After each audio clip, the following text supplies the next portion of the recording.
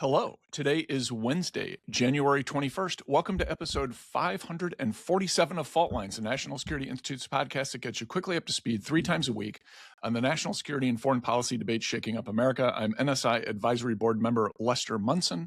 I'm joined today by founder and executive director Jamil Jaffer and NSI senior fellows Morgan Vigna and Jessica Jones. We are indeed the usual suspects. Folks, we are talking about Greenland. President Trump has just arrived in Davos, and as we're recording this, I believe is giving a speech about Greenland. Earlier in the speech, he launched an attack on windmills and noted that every country that has windmills gets poorer, and that China, which makes all the windmills, does not have any windmills. Now, I don't know if any of those things are true, but it's an interesting argument. He is indeed tilting at windmills while announcing that the U.S. is going to somehow take Greenland from Denmark. Folks, there's a lot going on here. There's a lot of drama. This would be a terrific Netflix series. At least a few episodes would cover what has happened in the last 72 hours or so. Text messages between President Trump and heads of government in Europe have been published. President Trump in particular is going after the Norwegians for not giving him the Nobel Peace Prize. Which it seems he really wants to have. Of course, Maria Corina Machado, the Venezuelan democracy activist who actually won it, gave it to him. And then the Nobel Committee in Oslo, the Nobel Peace Prize Committee in Oslo, Norway, said you're not allowed to do that. Notably, that is the same committee that gave the Nobel Peace Prize to Barack Obama just for showing up and not actually doing anything. So I'm not sure who they are to critique her. Also, they gave her the thing. Folks, the issue is, I think, Greenland, NATO, the relationship of the United States with NATO countries. European leaders are very upset about the way President Trump has been conducting himself. President Macron in France, notably calling on European leaders to resist U.S. aggression here. Jamil Jaffer, you are our founder. You are our executive director. Contextualize all of this for us, please. Well, I mean, I don't know about context. I mean, you literally can't make this stuff up. And you've laid out the basic facts here, Les. The fundamental issue here is, does the U.S. have a national security interest in having, obtaining, acquiring, controlling Greenland? And on that question, there could be no doubt. The answer is obviously yes. We've talked about it on the podcast before. The U.S. has tried to buy Greenland 4 different times, going back to the 1870s. It is hugely important with respect to the Arctic, with respect to the threats being made by China about their efforts to dominate the globe. The Russians are engaged as well. There are lots of good reasons for the United States to want to and to, in fact, acquire or obtain or control Greenland. And while people may have concerns about the president's tone and how he's approaching it and his threats of taking Greenland by force, the nation of 55,000 people controlled by Denmark, which has a military that is largely irrelevant, but is a member of NATO, I think it's a negotiating tactic. The president wants Greenland, and we can debate about whether it's because of the Nobel Peace Prize or whatever, but he wants Greenland. The U.S. has good national security reasons for wanting and having Greenland. And the question just is, what's the art of the deal, and what kind of pressure and debate is it going to take? So I think the best question is not, will we have Greenland? The answer to that question is yes. The question just becomes, in what shape or form and when? Jones, I think we all agree Greenland is strategically important. We've put our heads together and we all agree on that. Here's the question. Is our president conducting himself in a way that will lead us to a better place with respect to Greenland right now? I mean, I think you can sum that up with Jamil's answer. If the goal is to get Greenland, is to secure it, then the answer is yes, right? He is positioning himself to acquire Greenland. But I think, Les, you set it up perfectly before. Like, this could be a TV show. My question is it a Netflix drama or a comedy series, right? Like, which one are we watching right here? Both. You can't be both, right? Those don't work. There's no drama comedy going on.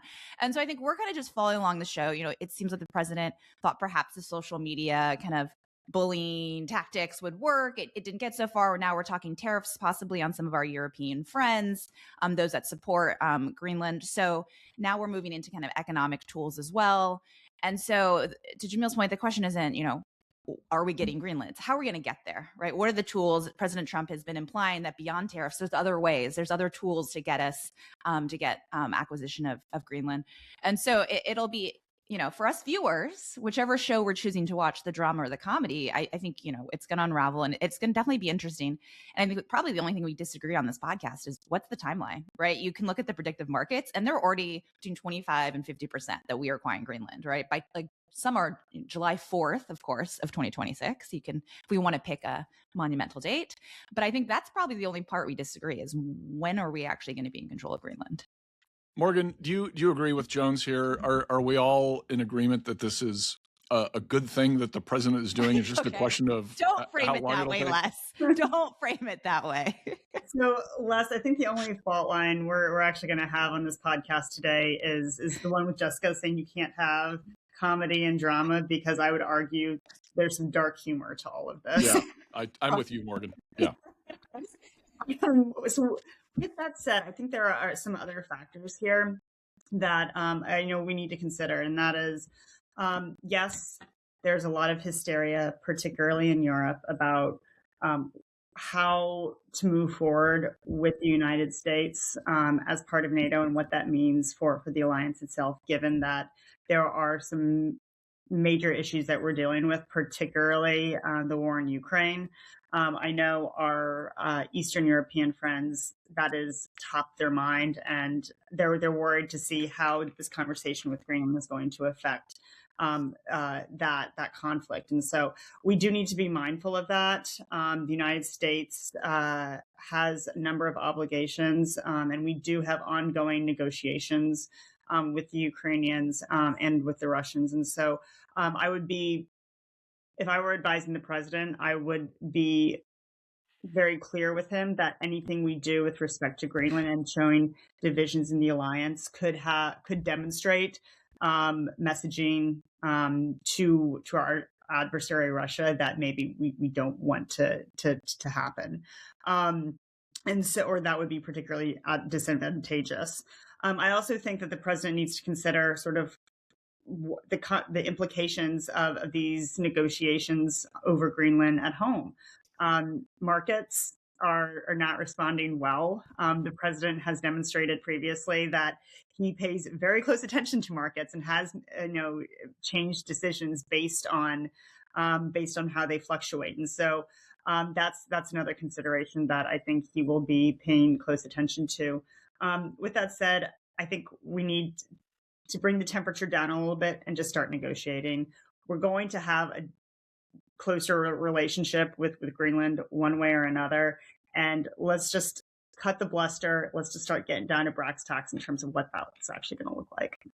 I think, to Morgan's point, the president also, tariffs were a big part of 2025, and a lot of them are backed off quickly, or, negotiations happen quickly.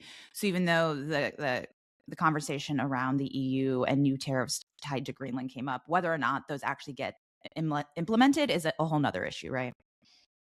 Right. So one important point here, if President Trump would just endorse windmills and support more windmills, then we wouldn't have this problem. We wouldn't have climate change, and Greenland would not be accessible to Chinese submarines. I don't understand.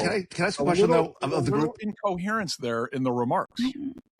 Well, can I ask a question of the group? What I want to know is, a lot of people are freaking out this is going to destroy the relationship with Europe, that they're going to abandon us. They've already landed a European contingent of troops on Greenland to quote unquote protect it from the U.S. I mean, do people worry about that? I mean, we've seen Canada getting in bed with the Chinese, right? We saw the prime minister go to Beijing and talk about the great relationship. Jamil, importantly, President Trump endorsed the Canadian agreement with China and said it was the right thing to do, and other countries should seek economic deals with China.